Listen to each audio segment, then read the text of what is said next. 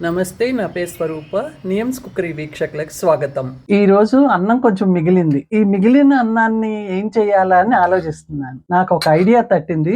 అది ఎలా చేయాలో చేసి చూపిస్తాను రండి.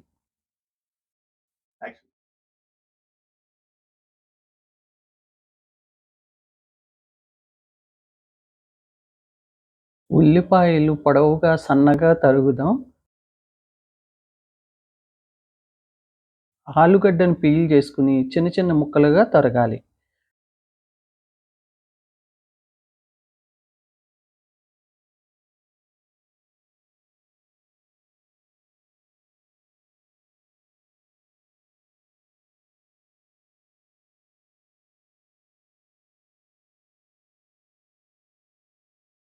టొమాటోలు కూడా చిన్న ముక్కలుగా కోసుకోవాలి.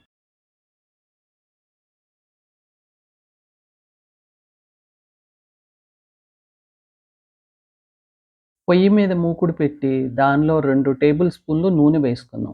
ఇది గానుగ నూనె. గానుగ నూనెను నియమంగా వాడితే ఆరోగ్యానికి మంచిది. 1 టీ స్పూన్ నెయ్యి వేసుకుందాం. నెయ్యి వేసుకోవటం వలన ఫ్లేవర్ బాగుంటుంది. నూనె కాగింది, తాలింపు వేసుకుందాం. ఎండుమిరపకాయలు, శనగపప్పు, వేరుశనగపప్పు, ఆవాలు, కొంచెం షాజీరా.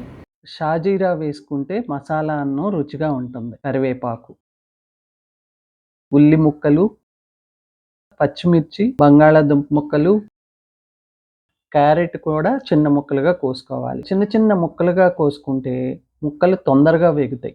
కొంచెం వేగిన తర్వాత టొమాటో ముక్కలు కూడా వేసుకుని వేయించుకోవాలి.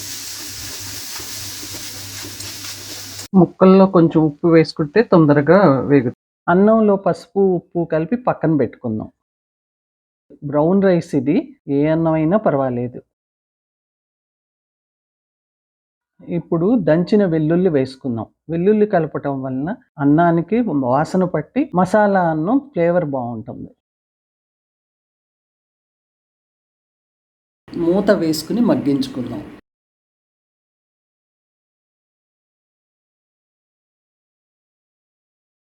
కొంచెం వేగిన తర్వాత చాట్ మసాలా అన్నం ఇంకొంచెం రుచి రావాలంటే చాట్ మసాలా వేసుకోవాలి.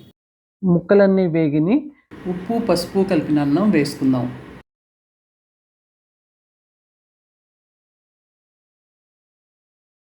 చివరగా కొంచెం కొత్తిమీర వేసుకుందాం.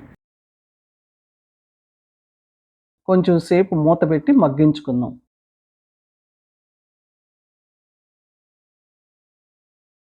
అంతే, 5 నిమిషాల్లో మసాలా అన్నం తయారైపోయింది. ఈ వీడియో కనుక మీకు నచ్చినట్లయితే లైక్ చేయండి, షేర్ చేయండి, సబ్స్క్రైబ్ చేయండి. సబ్స్క్రైబ్ చేసిన వారందరికీ ధన్యవాదాలు.